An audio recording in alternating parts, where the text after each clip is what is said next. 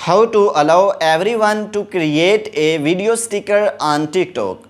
So guys, in this video I will show you how you can allow everyone to create a video sticker on TikTok. So without wasting time, let's start video. So firstly, open the TikTok application. So when you will open the TikTok application, you can see here profile at the bottom right corner. So after click on it, you can see here three lines on the top right corner. So after this, click on setting and privacy.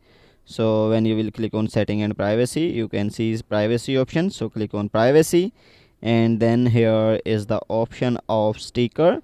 So click on sticker. So here select everyone. So you can see I selected everyone. So now everyone can create a video sticker on TikTok.